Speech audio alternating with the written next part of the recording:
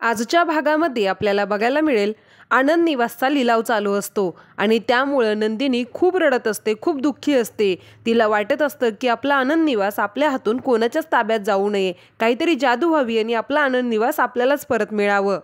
तर आनंद निवासचा लिलाव चालू असताना 8 करोड पर्यंत बोली जाते आणि त्यानंतर मग 8 करोडच्या बोलीवर लिलाव थांबणार असतो। इतक्यातच तिथं 10 करोड असं म्हणत जीवा येतो आणि जीवाने एवढी मोठी 10 करोडची बोली लावल्यानंतर सगळेजण शॉक होऊन जीवाकडे बघतात।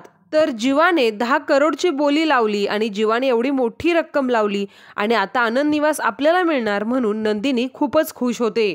तर जीवाने 10 करोडची बोली लावल्यानंतर भास्करच्या पायाखालची जमीनच सरकते। भास्करला खूप मोठा धक्का बसतो। जीवा सगळ्यांसमोर येत म्हणतो, मी 10 करोडची बोली लावले, अजून कोणाला पुढे बोलायचं असेल तर बोला, अजून कोणाला रक्कम वाढवायची का? पण सगळेजण शांत बसतात।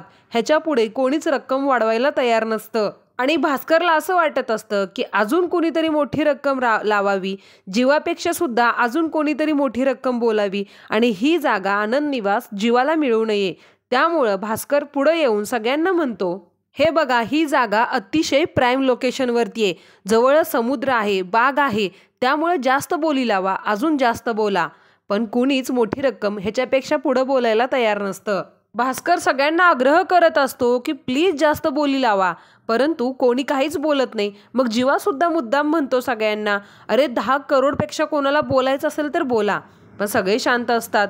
त्यावेळेला मग ते लिलाव करण्यासाठी आलेले सर म्हणतात, जर कोणी 10 करोडपेक्षा जास्त बोलणार नसेल तर मग आता ही जागा यांना विकण्यात येईल आणि मग ती जागा जीवाला मिळते आणि त्यानंतर मग नंदिनी भयंकर खुश होते। नंतर त्या जागेची फाईल जीवाच्या हातात दिली जाते आणि जीवाला त्याच्यावर सही करायला सांगतात।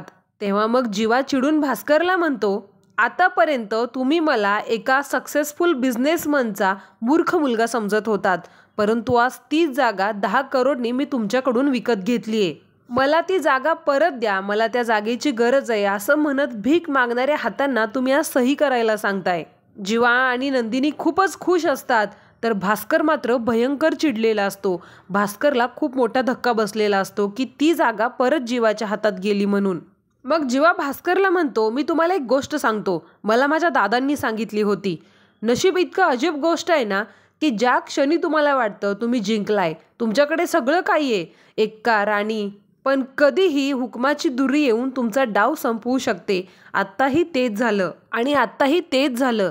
कालपर्यंत तुम्ही मला अतिशय मूर्ख मुलगा समजत होतात आणि आज तुम्हीच बळकावलेलं आनंद निवास त्याच मुलाच्या हातात हँडओव्हर करताय। त्यामुळं आपली गुर्मी आपल्या जवळच ठेवायची, नाहीतर नशीब एका क्षणात माज उतरवतो। ही आहे नशिबाची खरी ताकद आणि माझी छोटीशी हुशारी। आणि जीवाच्या या बोलण्याने नंदिनी मागे हसत असते। जीवा त्या 10 करोडच्या चेकवरती सही करून भास्करच्या आणि त्या लँड ओनरच्या हातात देतो, पण आता नंदिनीला मात्र टेन्शन येतं। नंदिनी मनात विचार करते की जीवाने एवढी मोठी रक्कम आणली कुठून? हल्ली जीवाच्या प्रत्येक कृतीचं आता मला टेन्शनच यायला लागलंय।